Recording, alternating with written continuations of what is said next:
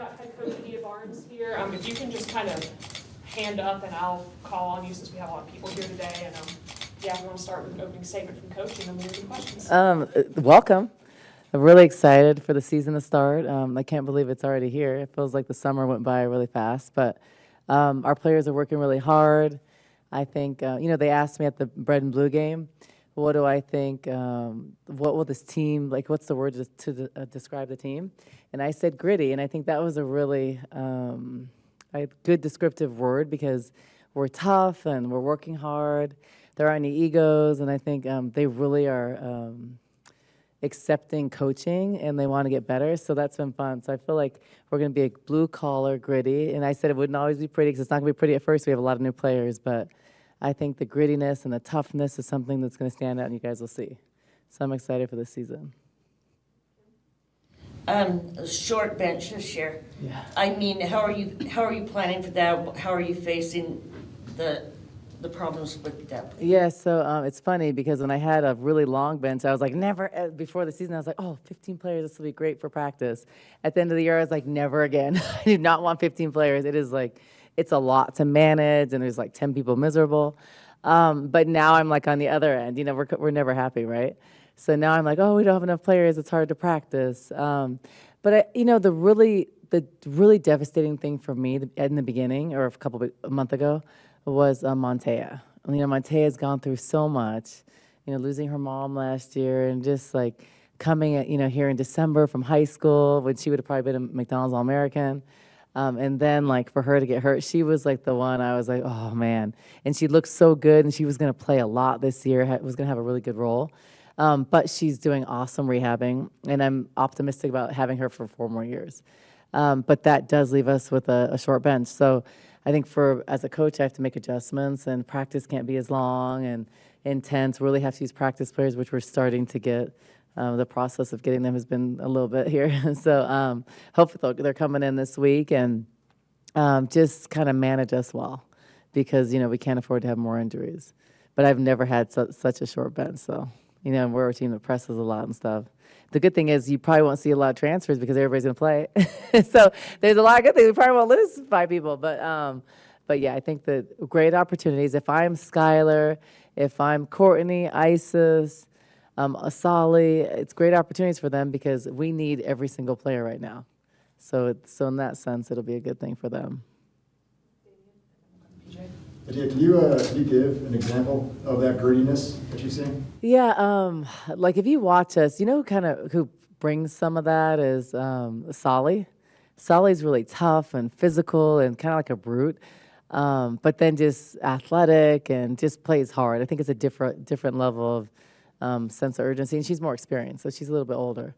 And then Mary is really tough and physical, so keeping Mary out of foul trouble will be good. And then Isis has played for West Virginia, West Virginia is very tough. They defend like we do, so she's used to it. Courtney is really fast, known as a tenacious defender. So I think some of it's just the personnel that makes us tough, and they're playing really hard. So I just am seeing that in practice. And then you have the freshmen. You have Brea, who's physical.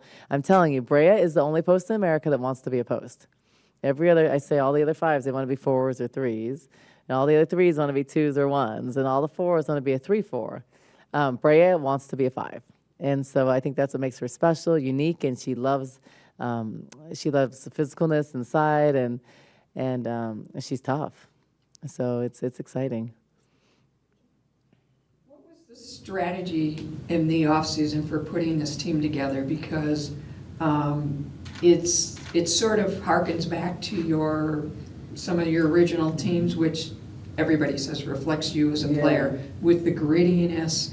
Everybody comes in pretty much with a chip on their shoulder, something to prove, and so this is a little different than a team that you've maybe put together in the last couple of years. Yeah. So one of the things I really focused on this off season was, as a coach, you don't want to have a ton of turnover, and I think that's just kind of the nature of college athletics, and you kind of have to realize that. But the reality is, if you get really talented freshmen and they don't play, or they don't play as much as they want to play, they're going to transfer. And I think that's just the nature of every top program in the country. So I had to make some decisions in the off season. Do I want to bring like 4 more fifth years? And we could have. We could have brought some really good fifth years. Do I want to do that? And if I do that, then what's going to happen? Is Skylar, Montea, Jada, Brea I'd probably lose 2 out of 4, and maybe 3 out of 4. And that's just the reality. So when I thought about, okay, well, my best teams and the way we teach, the way we coach, having that continuity and that cohesiveness that takes years to build is more beneficial long term. Now, the sacrifice is you may not win as many games in the interim. So because if you bring a fifth year that's averaging 20 points a game, she'll probably come here, but then she'll play in front of a freshman. So I didn't take some transfers. And I took a couple because we had to fill roster spots, but I didn't take just some that I knew were better than the freshmen because I didn't want to, I recruited Brea for 4 years. I recruited these players for a really long time, and it's hard. So I just wanted them to get playing time, learn, and I knew that in 2 or 3 years that would pay dividends. And this is a really good, talented freshman group. Brea is talented. She has great hands, she has skill, and she hasn't even touched her potential at all. And then Jada is a true point guard, a leader, or she's learning how to be a leader in college, and she already has those qualities. She can shoot it. She's tough. Like she's competitive. Skylar has that Chicago edge. She's got great size. I love lefty wings. She can shoot it well. She's going to be good. And then Montea. So Montea, we're ready, and she's already a month ahead. She's already running and stuff. So getting her ready for next year. So I really wanted to keep that core, and I think that we'll be really good in a couple of years. And I think those freshmen will learn. They'll learn a lot. They'll be thrown into the fire, and they'll get some great experience now. So that was definitely a strategic thing to not lose all your freshmen. You just talked about Jada and Brea, but it's unusual to have 2 players coming from the same high school. Yeah. What is their relationship like? How do they mesh with each other? And what's that like having 2 players from a star high school like that? So, all of us are from San Diego. And actually, it's funny. So Brea was born in Tucson. So Brea is a hometown girl that came back home. So I'm in a lot of people don't know that she was born here. Her mom went to school here, so I've known her mom and recruited Brea for a really long time. So the funny thing is, Brea had her room decorated with Arizona, since she was little from her mom. So bringing Brea back, I thought was a really special thing. And yeah, her and Jada are best friends. And because I recruited Brea so long, Jada went to La Jolla Country Day a little bit later than Brea. And that's kind of how, I didn't really recruit Jada years before because she was committed so young, to another school. So I think just she saw me with Brea and they were best friends, so it didn't hurt our situation when she was opening up her recruiting. Then I think wanting to go with one of her best friends was a factor than what we're doing, and my interactions with her over the years, just from going to see Brea and say, hey, it's like running into her. So I think it just made it attractive. They're best friends, they're roommates. They are like Bonnie and Clyde. I don't know. They're just like they're besties. I don't know what other analogy, but. They are. They tell each other the truth. They joke around. If you watch them on social media, they're always doing fun stuff together. They complement each other really well. They have great chemistry on the court. I just think they're great kids, both of them. Both of them from great families, and it's funny because their parents are really close too. So their moms are like really close friends, and so they're like a big family. So. Getting the both of them and who they are, what they stand for. The high school program that they came from is one of the best high school coaches in the country. So they're used to winning. They've been coached at a high level. So getting them together was the perfect situation for us. Last year about Helena and how she had so much come out of her shell from when you first, were recruiting her. Has she gotten to a point, one, where she can be a verbal leader for you on this team? And then with this new coaching staff that you put together, what were you looking for in that realm as well? Well, Helena, she's always been phenomenal. She is like just a great person, a great leader, was not always vocal. That's just kind of her character, but more vocal than she's ever been. She's not ever going to be like the rah-rah, like yelling in the locker room, but she speaks a lot more. She holds people accountable. She does everything right. She's not someone you ever have to worry about. She's going to be the first one there. She's not ever going to be last. So she does all those things, and that's one of the reasons why she was a captain last year. Off the court, I never have to worry about her academically or anything else. So she is someone we're going to really look forward to do big things. And I think for us is getting her to be more aggressive and getting her to take on a bigger role because it's a need of the team. You know, if I ever told Elena go out and shoot 20 shots, she's not going to do it because she's just not going to take bad shots. She's never going to take two contested shots, but letting her understand that we need her in a bigger role and we need her to be more aggressive and assert herself in every way. I think she'll do it. So I think you'll see her have her best year yet. And remember, she had a 3-year pro contract to go to and turned that down to stay here. So for me, for every single reason you can imagine, I'm so happy she stayed. And, you know, she's definitely a leader in the locker room, off the court, on the court. And I'm sad that this is her last year because you want players and kids like Helena. What are you looking for from this coaching staff? Well, this is a great coaching staff. Like some of the movement I made in the off-season was the best decision I've ever made for this program in my 8 years. The decisions for as far as players and staff. We have a cohesive staff. We have, you know, good people that are aligned with me and they work hard and share similar ideas, but not everything. We're very different in some of our coaching styles, which I like because I like different ideas and stuff. You know, Anthony brings us a tremendous amount of experience. He's coached all over the Pac-12 and has different experiences, so he brings different things to the table. And Bet was familiar with her because she was in a different role last year, but did a lot of the same things, did a ton of the recruiting, basketball. So now she's just able to actually coach on the floor, which she's a 17-year experienced coach that has won at a lot of schools and has won at the highest level. And then Salvo, he's not too bad either. I'm just kidding. So Salvo just knows what I want, knows what my expectations are and the things I want. But we challenge each other because we do have different philosophies on a lot of things. But he just knows what I want from a skill development standpoint and does a really good job. So I'm very, very happy with what we've created, what we've done, and even just as far as support staff, we have a really good video coordinator that he's actually alumni from Arizona too, which was random. I just found that out during the hiring process. But from Columbia, really smart, knows basketball, and just the stuff he's done in the offseason is going to really make my job just easier in the sense that let me look at different things that I didn't have before, and it's been really helpful. So I'm happy that he's here, and we brought some really good people on board, and so I'm very, very happy. And I couldn't ask for a better staff right now. And so you mentioned the potential risk of, you know, losing players to a larger bench to the transfer portal. So you had Kaylin Gilbert enter the transfer portal and then come back to Arizona. So what was that conversation like getting her back here? Oh, I don't ever get someone back. I don't recruit someone back. Yeah, that's not what I do. So I don't have a risk for that. I think it's just the way college athletics are. Every program has a risk for the transfer portal. So I think that's just the nature of what it is. And if your freshmen don't play, they're going to go in the transfer portal. That's like 90%. So Kaylin going in, I think when you're a kid, we're dealing with 17 to 22-year-olds and that aren't always rational. And I think that the standards and expectations are very high.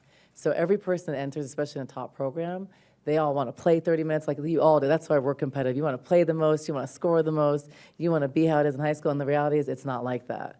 So if you go to a top team, if you're playing 10, 15 minutes, that's a lot for a freshman. So I think that the expectations aren't always the reality of where you're at.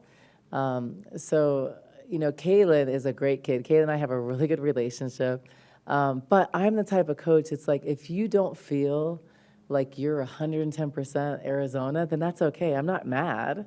Then you have to go somewhere where you feel you can give 110%. Just like me as a coach, if I'm not going to coach, if I wake up one day and I am 75% Arizona, then I don't need to be here. And I have a lot of potential, so I can do other things. So I just feel like you're either heart's in it and you're where you want to be, or you're not. So there was a point when I think it was scary for Kaylin because there were people leaving. And some of that was, you know, I had meetings with people and helped them make decisions to go and be in a different program, which is okay. But I think she was scared of the fact that we're going to be good. And then when you have that situation, then a lot of schools and players, people do a lot of illegal stuff. They start calling your kids and stuff, which is fine. It's good competition. It's the way it is. And so I think she was nervous for a point. And then just wasn't sure. And so my thing was, if you're not sure, then you have to go explore and figure out what makes you happy. So I think as a player, you need to be happy. If it's at Arizona, awesome. If it's not, it's okay. So you have to go where you're happy, because if you're not happy, you're not going to flourish on or off the court. So we had tons of talks. And I said, well, then you have to go somewhere you're happy. So I think when she went in, it was a lot of confusion. And then realized that the places she was looking at didn't really match what she was looking for. And then we had a long conversation. We had a heart-to-heart, and we talked about things, and there was honest conversation about where she was at, what did she needed to do, and she's done all those things. And so I'm telling you right now, there's probably no other player I would have let come back out of the portal. Because I'm the type of coach, if you feel that and you want to go in the portal, you have to go, and it's okay. And I'm not gonna, I don't know too many coaches, but if you know me and Kaylin and you know our relationship, she's probably the only kid she has like a special place in my heart. And I just let her back in. And I knew she would probably come back in. I was pretty sure, because I felt like the things that she was looking for didn't match what was actually happening.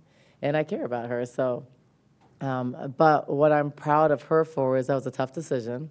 When you have a lot of people telling you things and a lot of distractions, tough decision. She made the decision, she came back, and she adjusted all the things we talked about and has done even better. So you're going to see a much better player this year. You're going to see a much more confident young woman. You're going to see someone that plays defense, and that was some of our challenge. She has the ability to play defense, and she just didn't want to play defense. She never has. But she can, and we all know she can score. She can score better than probably anybody in the country. But she's now taking pride in the other areas which she had to improve on, and I'm proud of her. And so she's going to play a really big role. But yeah, she's, the whole country was calling, like tons of coaches were calling me, and they were like, oh, we know how you love Kaylin. And some coaches, when she was in the portal, they were calling me like, why is she in the portal? And I was like, I don't know. I was like, I don't even know, ask her. But she's great. And I think you're going to see a big change in maturity and everything from her. So We only have time for probably 2 or 3 more. I can stay a few more minutes. Okay, great. Isis and Esmarie, both coming from West Virginia together, what would you say like the relationship's like, and how do you think they complement each other? Yes, a really good relationship. What I like about, Mike Carey did a really good job at West Virginia as coach that I really respect, a coach that does a lot of similar things that we do. So they know that, and he coaches them a lot tougher than I do probably. He's really a tough coach. So I knew they're coachable, similar styles, so they can handle what we do. They were tough, always there. So when we played against Isis was successful. She was strong, she holds her ground, she's super efficient inside. So I knew that they had a relationship. That's not obviously the reason why we recruited her. But I wanted someone to give us more size, experience, and stuff inside, and she's been great. She's a great teammate, she's a good player. She's been in a lot of different programs, so she knows what to expect and knows, how, she gets it. She gets the whole process and gets how to take a freshman under her wing, so brings a lot of valuable things that we needed. So I'm really happy with her. I'm happy with everything that she does right now, and I think she'll really help us. I usually ask you who surprised you the most, but instead I'm going to ask you of who you have on your team, who has taken sort of the biggest jump over the last 4 months, whether it's a returner who we've seen play or somebody coming in who we haven't seen yet? So I'd say first, the biggest jump from a returner that you've seen play is Caitlin. I think just maturity, she's like refocused. She's always been hungry. She's always a gym rat, but I think she's more, she's narrowed her focus. So I think that's going to really help her. And she's just improved. Her body, if you look at her, you look at her face like, damn, she's like, like strong, and she looks great. Like you look at her body and her strength, she's put in work. And like she's been strategic about things. She analyzes everything, so she has like a program, a plan, and she's sticking to it. So that's been happy to watch her maturity or her maturing. I'd say the other person is Skylar. Skylar came and was like really unsure, wasn't confident. You actually won't see Skylar today because she's feeling under the weather. She's a little sick. But she's made the biggest jump in the last 6 weeks, like from improvement on the court. I think has a chance to play a really big role for us and has a chance to play a lot. And when we talked about the decisions I made of not bringing in a whole bunch of transfers, some of that was some stuff I thought about. Because there's no way you're going to keep someone like Skylar from Chicago if she's coming all the way across the country and they don't play. And I think that's hard. So as a coach, you get to a point in the program where you have to make those decisions. But I'd say Kaylin, Skylar, and then Maya. Maya looks really good too. You know, she's really taken her fitness to another level, just really focused on her diet and her eating and her strength, and she looks really good. I think that she's in a good place, and I think those three probably the most. But no one hasn't improved on something, whether it's physically, mentally, just their game. I think they've all gotten better, even as Mary playing with her national team, I think was something that she took a lot of pride in, and she's looking good, and she's probably one of our most fit right now too. So I think all of them have improved, but I'd say Kaylin, Skylar, then Maya, then the rest have just gotten better in some areas. So. Talk about obviously not bringing in the grad transfers and wanting to see younger players play. How does that, it seems like you guys are going to be in an underdog mentality this season. They always have been underdogs. How do you relish with that? I don't really care about the rankings and stuff because I think your work shows on the court. Honestly, so when you think about it, a lot of times you get all these McDonald's All-Americans and stuff, and I think that some of the rankings and stuff isn't really what correlates on the court. So I think what I'm seeing just in my short 8 years is there's so many expectations with some of those players. You want the best players for sure, but I think sometimes you can end up getting more out of a Skylar who maybe doesn't have those accolades, but is hungry, wants to work. It's just different mentality, I think, versus the kind of you should be good because you're McDonald's, you know? So I'm not focused on the rankings, or where you place and all this and that. More how do you fit with us and the opportunities. And it's not like I'm not going to ever take fifth years. I think just the challenge sometimes is you only have a fifth year for 6 months. So if you look at everybody transfer, they all have a couple of years. I didn't take any fifth years this year. Even if they're a fifth year, they have another year. So I wanted to make sure that I kept people for a couple of years so I see the improvement. A lot of times with fifth years, it's only 6 months. So you have to make sure it's the right fit and the perfect fit for your situation because it's really, their focus is really a couple months and go pro. So I think for me, just this year, just given the situation, I wanted to really develop youth. And we're going to be younger, we're going to be underdogs, but we always have been. So I don't know, maybe all but 1 year I've been here, we haven't been underdog. I think it was that year, Ari as a senior, we were probably, I think, chosen second or third. We've always been chosen lower in the Pac-12 and always finished higher.